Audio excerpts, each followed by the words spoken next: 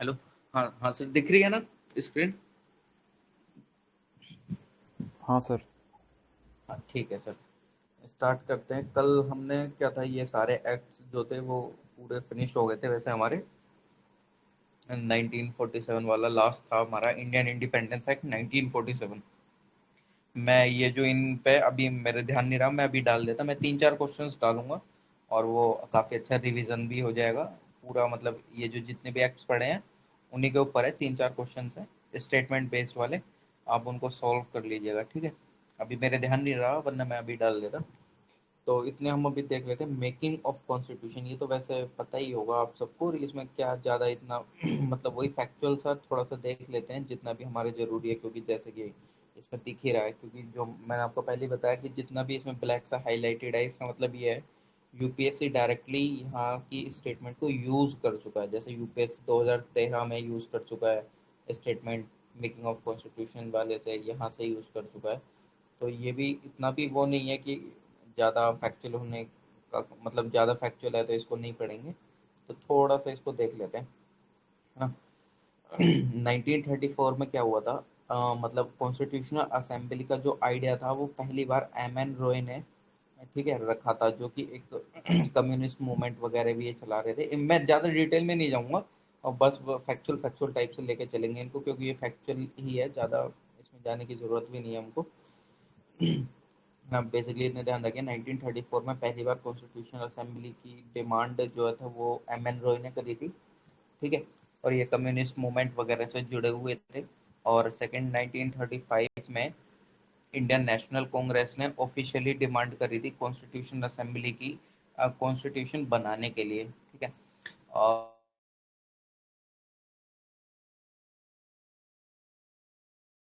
1930, अब हाँ ये बताऊँ ये कहाँ पे आपको हेल्प कर सकते हैं, ऐसा नहीं है कि हाँ कहीं हेल्प वहाँ करेंगे, आपको डायरेक्टली आपको देखे जाए क्रोनोलॉजिकल ऑर्डर में लगाने के लिए, कि आपको एक क्रोनोलॉजिकल ऑर्डर में लगाना है कि कौन सबसे पहला हुआ कौन बाद में हुआ इवेंट। मतलब इनमें से आपको चारों दे दिए जाएंगे, आप बताइए। अब आपको ईयर पता होंगे तभी हम इसको अच्छे से कर पाएंगे, वरना तो नहीं कर पाएंगे। तो ये उसके लिए भी काफ़ी मतलब इफेक्टिव है क्रोनोलॉजिकल ऑर्डर के लिए। और प्लस डायरेक्टली भी क्वेश्चन नहीं आता है यहाँ से, तो रिलेटेबल नॉलेज में आपको ये काफ़ी अच्छा हेल्पफुल होंगे किसी अदर क्वेश्चन में एलिमिनेट करने के लिए, है ना। तो फिर देख लेते हैं। 1935 में वही कि इंडियन नेशनल कांग्रेस ने ऑफिशियली डिमांड करा था कॉन्स्टिट्यूशन असेंबली का कॉन्स्टिट्यूशन बनाने के लिए। और 1938 में क्या होता, नेशनल वो नेहरू जी ने क्या करा था, कॉन्स्टिट्यूशन मतलब एक तरीके से डिक्लेयर कर दिया था कि कॉन्स्टिट्यूशन बनना ही चाहिए, मतलब मस्ट बी फ्रेम्ड, है ना। और उसमें जो था, जो कॉन्स्टिट्यूशनल असेंबली है वो, मतलब ये नेहरू जी की डिमांड बता रहा हूँ, जो कि 1938 में उन्होंने रखा था कि जो कॉन्स्टिट्यूशन है वो जरूर ही बनना चाहिए और बिना किसी आउटसाइड इंटरफेरेंस के। और प्लस कॉन्स्टिट्यूशनल असेंबली जो है वो इलेक्ट होनी चाहिए किसके बेसिस पे, अडल्ट फ्रेंचाइजी के बेसिस पे। अब अडल्ट फ्रेंचाइजी जैसे हम देखते हैं, यूनिवर्सल अडल्ट फ्रेंचाइजी, ये आप टाइप कर दीजिएगा, ये किस आर्टिकल में आता है, मतलब आर्टिकल कौन सा है जो कि यूनिवर्सल अडल्ट फ्रेंचाइजी के बारे में बात करता है, ठीक है। तो 1938 में ये हो गया, हमने देखा।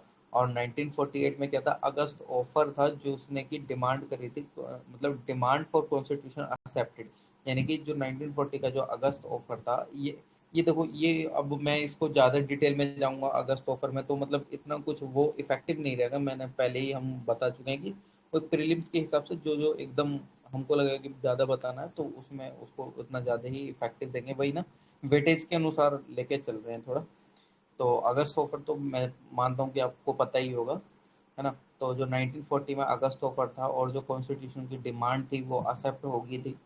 और जो 1942 में जो तो सर स्टैफोर्ड क्रिप्स जो कि मेंबर थे कैबिनेट के, मतलब सर स्टैफोर्ड जो क्रिप्स थे वो मेंबर थे कैबिनेट के, वो इंडिया आए एक ड्राफ्ट प्रपोजल के साथ ब्रिटिश गवर्नमेंट की तरफ से, मतलब इंडिपेंडेंस कॉन्स्टिट्यूशन बनाने की। अब इसका रीजन देखो, आपको पता ही होगा कि उस टाइम पे जब 1942 में क्यों ही आएगा, क्यों ब्रिटिश गवर्नमेंट इतनी जल्दी मतलब मान जाएगी कि कॉन्स्टिट्यूशनल असेंबली वगैरह ये कॉन्स्टिट्यूशन के लिए क्यों मानेगी, क्योंकि वर्ल्ड वॉर 2 चल रहा था, वर्ल्ड वॉर 2 चल रहा था तो इंडियंस का इंटरफेरेंस सही है, क्योंकि इंडियन का इंटरफेरेंस वर्ल्ड वॉर 1 में भी हुआ था। अब क्या है, तो ब्रिटेन की नाक कट जाती अगर वो वहाँ पे हारता है या जो भी कुछ होता, मतलब इतना उसमें भी नहीं जा रहे। तो यानी कि वर्ल्ड वॉर टू की वजह से ब्रिटिश गवर्नमेंट को लगा कि नहीं, हमको इंडियंस को जैसे तैसे करके मनाना है, क्योंकि वर्ल्ड वॉर टू में इंडियंस की काफ़ी ज़्यादा डिमांड, मतलब काफ़ी ज़्यादा बढ़ रही थी। अब बिना, और इंडियंस कैसे जाएंगे जब उनकी डिमांड्स वगैरह ये सब मानी जाएंगी, वरना वो क्यों ही जाना पसंद करेंगे, क्योंकि वर्ल्ड वॉर फर्स्ट का वो देख चुके थे ये सारी चीज़ें कि अगर हम, मतलब जैसे वर्ल्ड वॉर फर्स्ट में क्या हुआ था, उन्होंने सोचा कि अगर हम वर्ल्ड वॉर फर्स्ट में ब्रिटिश की हेल्प करेंगे तो बाद में ये हमको कुछ मतलब आज़ाद कर देंगे, या उन्होंने मतलब कि हमको कुछ रिलीफ देंगे, जो भी उन्होंने, मतलब वो एक अलग कंसेप्ट है। तो उस तरीके से यहाँ पे भी उनको, मतलब वर्ल्ड वॉर टू में भी उनको ज़रूरत पड़ रही थी। तो अब क्या सर, स्टैफोर्ड कमीशन वगैरह, ये कॉन्स्टिट्यूशन असेंबली वगैरह, ये सब आप लगातार आते हुए देखेंगे। मेन इशू क्या था, वर्ल्ड वॉर टू वाला, है ना। और ये जो था, ये 1942 का जो स्टैफोर्ड कमीशन और क्रिप्स वाला जो था, वो इसीलिए था कि जो, मतलब इंडिया आया किस प्रपोजल के साथ ब्रिटिश गवर्नमेंट की तरफ से, कि जो इंडिपेंडेंस कॉन्स्टिट्यूशन जो बनाना है वो आपका एक्सेप्ट कर लिया जाएगा, लेकिन जो अडॉप्ट होगा वर्ल्ड वॉर सेकंड के बाद, या जब भी होगा वो उसके बाद अडॉप्ट होगा, to be adopted after World War second. और लेकिन जो प्रपोजल था ना, ये रिजेक्ट कर दिया गया मुस्लिम लीग के द्वारा। ठीक है। अब इसमें क्या है, इसमें भी क्रोनोलॉजिकल ऑर्डर ध्यान रख लेना कि स्टैफोर्ड क्रिप्स पहले आया या अगस्त ऑफर पहले आया, इस तरीके से, क्योंकि ईयर तो नहीं देता यूपीएससी, बहुत मुश्किल से कभी कभार आ जाए तो वो एक अलग बात है, बट वो डायरेक्टली क्रोनोलॉजिकल ऑर्डर दे देता है, अगस्त offer, Stafford Cripps, cabinet mission plan, constitution assembly, इस तरीके से। तो ये इनको थोड़ा सा ध्यान में रख के चलिएगा। अब 1946 में कॉन्स्टिट्यूशनल असेंबली जो थी वो बनी थी नवंबर 1946 में। ठीक है। और ये कैबिनेट मिशन प्लान के अंदर कॉन्स्टिट्यूशनल असेंबली बनी। ठीक है। और फिर कॉन्स्टिट्यूशनल असेंबली जो थी वो पार्शियली इलेक्टेड और पार्शियली नॉमिनेटेड बॉडी थी, मतलब सारे उसमें ना तो इलेक्टेड थे और ना कि सारे जो उसमें मेंबर्स थे वो नॉमिनेटेड थे। कुछ इलेक्टेड थे, कुछ पार्शियली नॉमिनेटेड थे। इसको भी ध्यान रख लेना, क्योंकि यूपीएससी ने ये जो लाइन है ये इसको यूज करा कि पार्शियली एक्सेप्टेड और पार्शियली नॉमिनेटेड, है ना। ये जो मैं यहाँ पे कर रहा हूँ, ये वाला, ये यूपीएससी यूज कर चुके हैं। तो अब एक को आगे क्या था, और जो मेंबर्स थे वो indirectly members were to be indirectly elected by the members of the provincial assemblies who themselves were elected on a limited franchise। मतलब जो मेंबर्स इलेक्टेड भी थे तो वो भी इनडायरेक्टली इलेक्टेड मेंबर्स थे, जो कि प्रोविंशियल असेंबली से जो भी मेंबर्स आ रहे थे वो भी इनडायरेक्टली इलेक्टेड मेंबर्स ही थे एक तरीके से। मतलब अभी हमने क्या देखा यहाँ पे कि जो मेंबर्स थे असेंबली में वो पार्शियली इलेक्टेड और पार्शियली नॉमिनेटेड थे, मतलब आधे उसमें इलेक्टेड और आधे नॉमिनेटेड। बट जो पार्शियली इलेक्टेड वाले थे उसमें भी इनडायरेक्टली इलेक्टेड थे वो एक तरीके से, है ना, प्रोविंशियल असेंबली से। मतलब ऐसा नहीं है कि फुल तरीके से, जो हमने फ्रेंचाइजी बोली कि वो फुल तरीके से इम्प्लीमेंट थी अडल्ट फ्रेंचाइजी, वो अडल्ट फ्रेंचाइजी जैसे कि ये राइट टू वोट जो है उसमें भी ऐसी शायद कंडीशन वगैरह थी कि उसमें ये मतलब एक तरीके से क्राइटेरिया सेट कर दिया कि, सॉरी,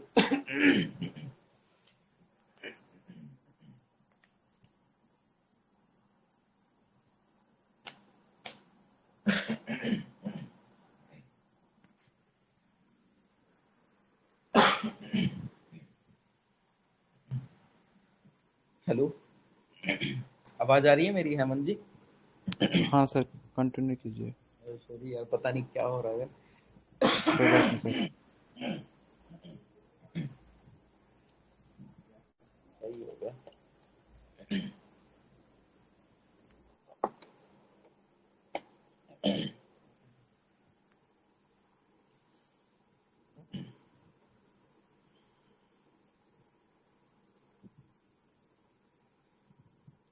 हाँ, चलो, इसका नेक्स्ट पॉइंट ये है, ये थोड़ा इंपॉर्टेंट है, इसको ध्यान भी रख लेना, क्योंकि यूपीएससी ने अभी इस पे पूछा तो नहीं है बट मे भी पूछ सकती है, क्योंकि वो डायरेक्टली ये भी पूछ सकती है कि असेंबली, इसमें ये पॉइंट क्यों इंपॉर्टेंट है, क्यों, क्योंकि इसमें क्या था, असेंबली ठीक है, इनडायरेक्ट जो इलेक्टेड मेंबर थे वो भी एक तरीके से इनडायरेक्टली और लिमिटेड फ्रेंचाइजी के द्वारा ही इलेक्टेड थे।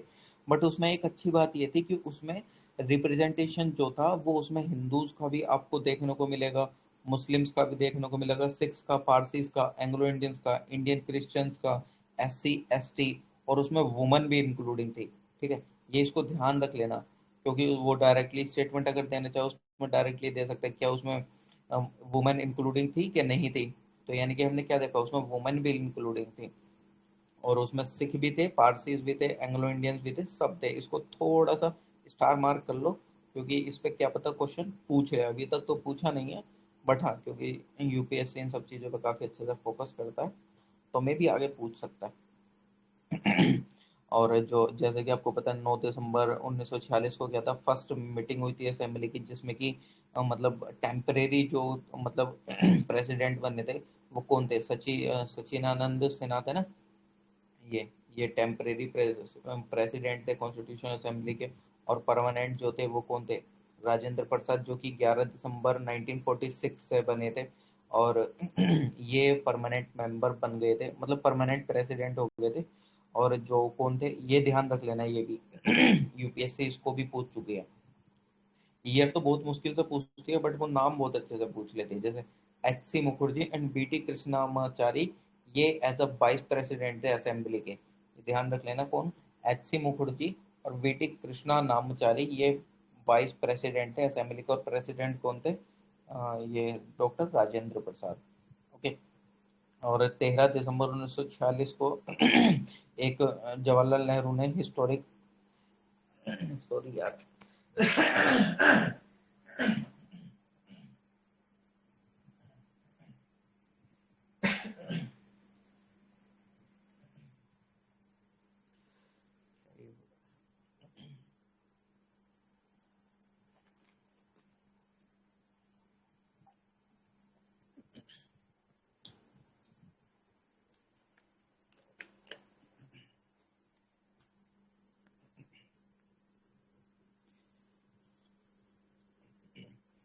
हाँ, जो 13 दिसंबर 1946 को क्या था, जवाहरलाल नेहरू ने एक हिस्टोरिक और ऑब्जेक्टिव रिजोल्यूशन मतलब मूव करा, जिसके अंदर क्या था, कॉन्स्टिट्यूशन स्ट्रक्चर वगैरह ये सारा डिस्कस एक तरीके से उन्होंने, मतलब एक मतलब पूरा ढांचा सा रखा एक तरीके से, कैसे कैसे क्या कॉन्स्टिट्यूशन का स्ट्रक्चर पे, एक फिलोसफी टाइप से, philosophy of constitution structure assembly के अंदर उन्होंने रखा, जो कि काफी मतलब जाना माना ऑब्जेक्टिव रेजोल्यूशन माना जाता है, जो कि 13 दिसंबर 1946 में जवाहरलाल नेहरू ने ही रखा था। और 22 नवंबर 1947 मतलब 22 जनवरी 1947 को रेजोल्यूशन को अडॉप्ट कर लिया गया कॉन्स्टिट्यूशन असेंबली में, कॉन्स्टिट्यूशन बनाने के लिए। ठीक है। और 3 जून 1947 को माउंटबेटन प्लान आया। अब इसको ज़्यादा डीपली बताने की ज़रूरत नहीं है, ये आपको पहले से ही पता होगा। हम वही क्रोनोलॉजिकल ऑर्डर के लिए ध्यान रहेगा, जैसे स्टैफोर्ड क्रिप्स वाला। और आपको अगस्त ऑफर दे देंगे, तो यानी कि कैसे लगाएंगे क्रोनोलॉजिकल ऑर्डर में, सबसे पहले अगस्त ऑफर आया, स्टैफोर्ड क्रिप्स आया, कैबिनेट मिशन प्लान आया, फिर कौन आया, माउंटबेटन प्लान। चारों को एक साथ ध्यान रख लीजिएगा। ये मतलब क्या थे, क्रोनोलॉजिकल इतना वैसे भी ज्यादा ना ध्यान रख पाए तो क्रोनोलॉजिकल ऑर्डर के लिए बहुत अच्छे से ध्यान रखिएगा, कभी भी क्वेश्चन काफी अच्छे से इस पे फ्रेम हो सकता है ना। और Indian independence act of 1947, assembly was made a full sovereign body. Assembly also become a legislative body. Assembly मतलब वही कि जो इंडियन इंडिपेंडेंस एक्ट आया 1947 में, जिसने कि मतलब सोवरेन बॉडी बना दिया असेंबली को। और उसको मतलब एक तरीके से जैसा आज का पार्लियामेंट है, सेम उसी तरीके से उस टाइम पे जो कॉन्स्टिट्यूशन असेंबली थी, वो भी उस तरीके से बन गई थी। मतलब एक तरीके से फ्री पार्लियामेंट टाइप से उस टाइम पे बन रहा था। बट हाँ, वो अलग बात है कि हम डोमिनियन स्टेटस में रहे थे 26 जनवरी 1950 तक। और ये शायद मैंने कल भी क्वेश्चन पूछा था कि जो इंडियन इंडिपेंडेंस एक्ट 1947 और गवर्नमेंट ऑफ इंडिया एक्ट 1935 तक क्या था, हमारा इंडिया चल रहा था 15 अगस्त 1947 से 26 जनवरी 1950 तक, क्योंकि उसके बीच में हमारे पास कोई कॉन्स्टिट्यूशन नहीं था। हमारा कॉन्स्टिट्यूशन लागू हुआ 26 जनवरी 1950 को। तो इंडिया को तो रन करना था किसी चीज पे, तो ये जो इंडियन इंडिपेंडेंस एक्ट जो है इस पे रन कर रहा था, और एक गवर्नमेंट ऑफ इंडिया एक्ट 1935 पर रन कर रहा था। अब जैसे 26 जनवरी 1950 को कॉन्स्टिट्यूशन अडॉप्ट हुआ, तो आर्टिकल 395 के अंदर ये जो भी दोनों आर्टिकल्स, ये जो दोनों लॉ हैं, एक एक तो ये गवर्नमेंट ऑफ इंडिया एक्ट और इंडिया इंडिपेंडेंस एक्ट, ये दोनों नल एंड वॉइड करार हो गए, है ना। ये जो दोनों थे, इनको मतलब इनका जो भी इफेक्ट था वो खत्म हो गया 26 जनवरी 1950 को। ओके। और अभी एक सेकंड, इसको डिलीट कर देते हैं। और इंडिया, और फिर क्या था, और whenever the assembly meet as the constitution body it was chaired by, वही जब प्रेसिडेंट हमारे राजेंद्र प्रसाद जी बने थे तो वही उसको कॉन्स्टिट्यूशन मतलब जो कॉन्स्टिट्यूशन बॉडी बन गई थी एक तरीके से असेंबली को वही चेयर करेंगे जब भी वो मिलेगी। और हाँ बस थोड़ा सा इसमें ये डिफरेंस समझ लेना। ओके ओके ओके, ये थोड़ा कैचअप पॉइंट आ गया यहाँ पे, इसको इसको ध्यान रख लेना। अगर assembly as a constitutional body मिलेगी तो उसको चेयर कौन करेंगे? राजेंद्र प्रसाद। और अगर meet as a legislative body, अगर असेंबली एक लेजिस्लेटिव बॉडी की तरह मिलेगी तो उसको चेयर कौन करेंगे? जीवी मावलंकर। इसको ध्यान रख लेना काफी अच्छे से। कॉन्स्टिट्यूशन बॉडी की तरह अगर असेंबली मिलेगी तो राजेंद्र प्रसाद जी उसको चेयर करेंगे, और लेजिस्लेटिव बॉडी की तरह अगर मिलेगी तो उसको जीवी मावलंकर उसको क्या करेंगे? प्रिसाइड करेंगे। ठीक है, और ये ऐसा चलता रहा 26 नवंबर 1949। वही 26 नवंबर 1949 को कुछ आर्टिकल्स हमारे अडॉप्ट कर लिए गए थे, जैसे आर्टिकल 5, 6 वगैरह, ये सब आपको पता ही होगा। और हाँ ये भी ध्यान रख लेना, ये जो अभी 4 पॉइंट आ रहे हैं ना, ये 5 पॉइंट, इस पे काफी अच्छे से क्वेश्चन बन सकता है अगर बनाना चाहे यूपीएससी, और शायद किसी सीएपीएफ वगैरह इन सब में बन भी चुके हैं।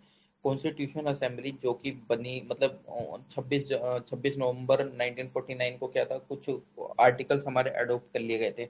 लेकिन जब से कॉन्स्टिट्यूशन असेंबली बनी और 26 नवंबर 1949 के बीच कुछ ऐसे काम हुए जो कि कॉन्स्टिट्यूशन असेंबली के काफी प्रख्यात हैं। जैसे कि एक तो फर्स्ट ये ध्यान रख लेना, इंडियन की मेंबरशिप को रेक्टिफाई करा कॉमनवेल्थ में। कब? मई 1949 में। और रेक्टिफाई का आप मतलब समझते होंगे काफी अच्छे से, क्योंकि अभी चलो एक और चीज बता देते हैं। अभी अभी हाल फिलहाल में इंडियन गवर्नमेंट ने कोई सा एक मतलब एनवायरनमेंट से रिलेटेड है, एक एक्ट को रेक्टिफाई करा है, वो काफी न्यूज में है। चलो मैं बोल ही देता हूँ। किगाली जो है उसको रेटिफाई करा है हमारी इंडियन गवर्नमेंट ने, तो बताना वो किस चीज से रिलेटेड है। ठीक है, वो टाइप करना। तो इसको ध्यान रखना, इंडियन मेंबरशिप कॉमनवेल्थ में क्या करी थी? रेटिफाई करी थी। किसने? कॉन्स्टिट्यूशन असेंबली में। सेकंड, हमारे इंडियन नेशनल फ्लैग अडॉप्ट हुआ था 22 जुलाई 1947 को। और नेशनल एंथम अडॉप्ट हुआ था 24 जनवरी 1950 को। इसको ध्यान रखना। नेशनल सॉन्ग अडॉप्ट हुआ था 24 जनवरी। ऐसे ध्यान रख लो ना। 26 जनवरी में हमारा 26 जनवरी 1950 में हमारा क्या हुआ? अडॉप्ट हुआ क्या? मतलब हमारा कॉन्स्टिट्यूशन। और उससे 2 दिन पहले 24 जनवरी में नेशनल एंथम और नेशनल सॉन्ग हमारा अडॉप्ट हुआ, ये वैसे ही पता ही होगा आप लोगों को। और नेशनल फ्लैग जो था वो 1947 में ही अडॉप्ट कर लिया गया था। और कॉमनवेल्थ की जो मेंबरशिप थी वो रेटिफाई कर ली थी 1949 में। ओके। और डॉक्टर राजेंद्र प्रसाद हमारे फर्स्ट प्रेसिडेंट भी, मतलब एक तरीके से फर्स्ट प्रेसिडेंट ऑफ इंडिया भी बने। 24 जनवरी 1950 को इलेक्टेड हुए थे as a first president of India, doctor Rajendra Prasad. Okay. और ये आप जानते होंगे कॉन्स्टिट्यूशन को अडॉप्ट करा गया 26 नवंबर 1949 को। प्रीएम्बल में कितने? 22 पार्ट, 395 आर्टिकल। अभी बताइएगा कितने पार्ट, कितने आर्टिकल और कितने शेड्यूल हैं, है ना? क्योंकि ये तो उस टाइम के जिस टाइम पे हमारा कॉन्स्टिट्यूशन अडॉप्ट वगैरह करा गया था, तो उस टाइम पे 22 पार्ट, 395 आर्टिकल, 8 शेड्यूल थे। ओके। अभी के टाइप करिएगा, अभी कितने शेड्यूल हैं, कितने आर्टिकल्स हैं, कितने पार्ट्स हैं। ठीक है। और जो कि हम अभी देख रहे थे 26 नवंबर के दिन कौन कौन से कुछ प्रोविजंस क्या थे, अडॉप्ट कर लिए थे। जैसे कि एक तो सिटीजनशिप वाला प्रोविजन, इलेक्शन वाला, प्रोविजनल पार्लियामेंट वाला, टेम्परेरी ट्रांजिशनल पावर वाला, है ना? यही आर्टिकल 5, 6, 7, 8, 9, 60, 324, 366, 367, 379, 380, 388, 391, 393, है ना? इसको वैसे इतना ध्यान करने की जरूरत नहीं है, बट हाँ फिर भी थोड़ा सा कि कौन कौन से अडॉप्ट कर लिए थे उसके हिसाब से अगर आप ध्यान करना चाहें। और मेजर कमेटी देख लेते हैं। कुछ मेजर कमेटी, ड्राफ्टिंग कमेटी तो बहुत फेमस ही है, उसको प्रिसाइड करा था बी आर अम्बेडकर ने। स्टेयरिंग कमेटी को राजेंद्र प्रसाद जी ने। यूनियन पावर कमेटी को जवाहरलाल नेहरू जी ने। यूनियन कॉन्स्टिट्यूशन कमेटी को जवाहरलाल नेहरू जी ने। प्रोविंशियल कमेटी, ये तो आप अगर वैसे भी नहीं पता तो इसको वैसे भी एलिमिनेट करके लगा सकते हैं। प्रोविंसेस से रिलेटेड अधिकतर जितने भी इश्यूज वगैरह थे कुछ भी, तो सरदार पटेल जी का बहुत योगदान था हमारी रियासतों को एकजुट करने में, है ना? या आप इसको वैसे भी कर ही सकते थे। और ड्राफ्टिंग कमेटी के कुछ मेंबर्स वगैरह देख लेते हैं। ड्राफ्टिंग कमेटी जो कि सेटअप हुई थी 29 अगस्त 1947 में, 7 मेंबर्स थे इसमें। एक तो हाँ, ये भी आ जाता है कभी कभी, मतलब अगर पूछना चाहें तो काफ़ी अच्छे से पूछ सकते हैं स्टेटमेंट देके भी। तो यानी कि इसमें B.R. अम्बेडकर तो पता ही है आपको, वो चेयरमैन ही थे। गोपाल स्वामी अयंगर थे इसमें मेंबर एक, Alladi Krishna Swami Ayyar, K.M. Munshi, Syed Mohammad Sadiullah, N M Madhav Rao. और बट इन्होंने क्या करा था, इन्होंने BL मित्तर को रिप्लेस करा था। उन्होंने मतलब मतलब हेल्थ इश्यूज के कारण उन्होंने रिजाइन कर दिया था। किसने? BL मित्तर ने। और उनकी जगह एन माधव राव आए थे। TT कृष्णामाचारी इन्होंने रिप्लेस करा था DP खितान को, जो कि डाइड हो गए थे 1948 में, 1948 में उनकी मृत्यु हो गई थी, है ना। फैक्चुअल था बट कोई नहीं, ये भी काम आता है, क्योंकि कहता है ना, छोटी छोटी चीजें भी एक एक, मतलब छोटी छोटी चीजें भी नंबर बढ़ा देती हैं अगर ध्यान हो तो, और छोटी छोटी अगर चीजें ध्यान ना हो तो सिलेक्शन रुकवा देती हैं, है ना। भले से फैक्चुअल था बट इम्पोर्टेंट था। ऐसा नहीं है कि यूपीएससी ने क्वेश्चन नहीं पूछे। जितने भी ब्लैक पार्ट्स हो रखे हैं यूपीएससी ने यूज करा है ये सब। ठीक है, चलो थोड़ा सा देख लेते हैं अभी, फिर उसके बाद ज्योग्राफी ले लेंगे। आई थिंक 11:32 हुए हैं अभी, 5 एक मिनट इसको, थोड़ा सा साइलेंट फीचर है ये, ज़्यादा नहीं है। उसके बाद हम कल प्रीएम्बल से स्टार्ट कर लेंगे, क्योंकि जब फैक्चुअल वाले ही स्टार्ट हो रहा है तो एक बार देख ही लेते हैं। आज फैक्चुअल है तो हाँ, थोड़ा कॉन्स्टिट्यूशन के बारे में देख लेते हैं। ये वैसे मेंस वगैरह के लिए आपको काफ़ी अच्छे से काम करेगा। वही लेंथियस्ट रिटन कॉन्स्टिट्यूशन है हमारा, जो ओरिजिनली हमारे में 395 आर्टिकल वगैरह थे, 22 पार्ट, 8 शेड्यूल थे। और ये जो हमारा मतलब इसमें क्या है, अगर आपको उसके बारे में कुछ नेगेटिव प्रोज या कॉन्स लिखने के बारे में आए कॉन्स्टिट्यूशन वगैरह के, ये आपने लक्ष्मीकांत में भी काफ़ी अच्छे से पढ़ रखे होंगे, तो यही उसी का एक तरीके से क्रक्स वगैरह है कि लेंथियस्ट रिटन कॉन्स्टिट्यूशन है। वेरियस सोर्सेज से इसको लिया गया है, blend of rigidity and flexibility. ये ना तो neither rigid nor flexible but a synthesis of both, यानी कि दोनों को एक तरीके से आप समझ सकते हैं, निचोड़ टाइप से है। फेडरल सिस्टम है, यूनिटरी बायसनेस है ना। ये तो मतलब प्रोज एंड कॉन्स तो चलते ही रहते हैं, बट हाँ, ये ध्यान रखिएगा जैसे कि इसमें पार्लियामेंट फॉर्म ऑफ गवर्नमेंट है। इस पर क्वेश्चन एक पूछा है, executive remain responsible to legislature. ये क्या था, यूपीएससी ने क्वेश्चन दिया कि पार्लियामेंट्री फॉर्म ऑफ गवर्नमेंट क्या क्या होते हैं। उसने 3 स्टेटमेंट दिए, और एक स्टेटमेंट उसने क्या यूज का, लेजिस्लेचर। यह हमेशा होता है पार्लियामेंट गवर्नमेंट, एक कॉमन फीचर है पार्लियामेंट्री फॉर्म ऑफ गवर्नमेंट। ठीक, जो चीजें जो कहते हैं बहुत सारे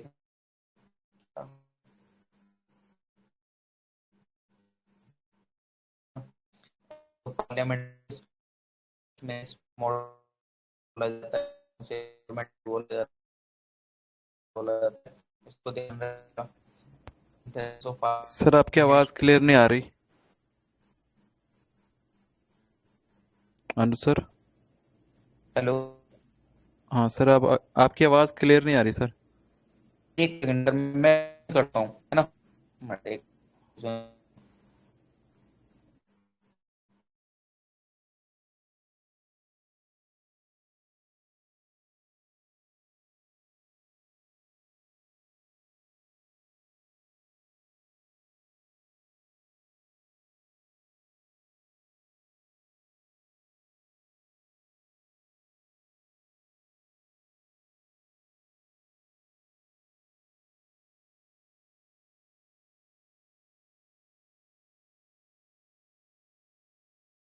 तो आप लोग थोड़ा सा वेट कर लीजिए, अभी अनु सर आ रहे हैं। कोई इशू हो गया था, 1-2 मिनट में आ जाएंगे।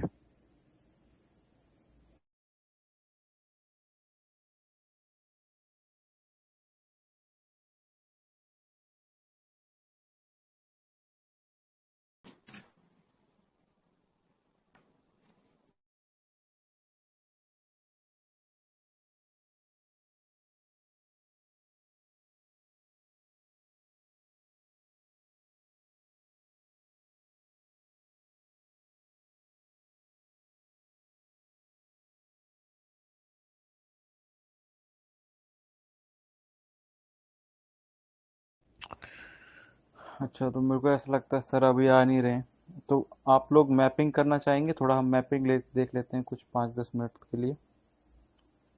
बोल दीजिए, नहीं तो कोई दिक्कत नहीं है, वैसे अनुसार आ जाएंगे तो वो करवा देंगे। टाइप भी कर सकते हैं आप। शायद उनको कोई दिक्कत होगी, मतलब अभी कर तो रहे थे पर।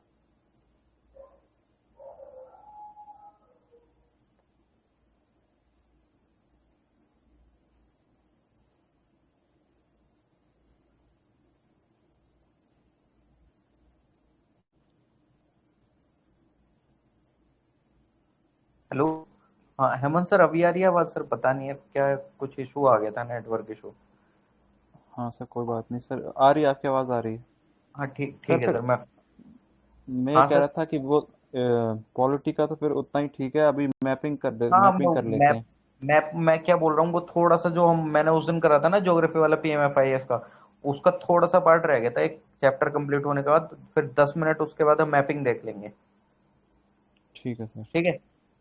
ठीक है सर। उसका उसका कुछ पीएमएफआईएस का रह गया था, बस थोड़ा सा उसको कंप्लीट करके फिर एक चैप्टर कंप्लीट हो जाएगा ना उसका, फिर वो बीच में ही रह जाएगा, दिक्कत रह हो जाएगी फिर उसमें। ठीक है सर। मैं उसको कर लेता हूँ, बस 1 मिनट, ज़्यादा टाइम नहीं है उसमें, फिर मैपिंग देख लेंगे।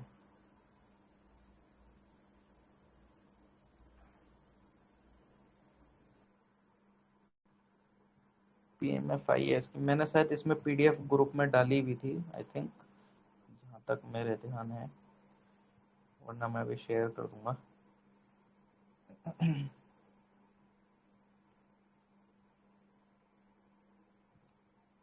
ओके चलो।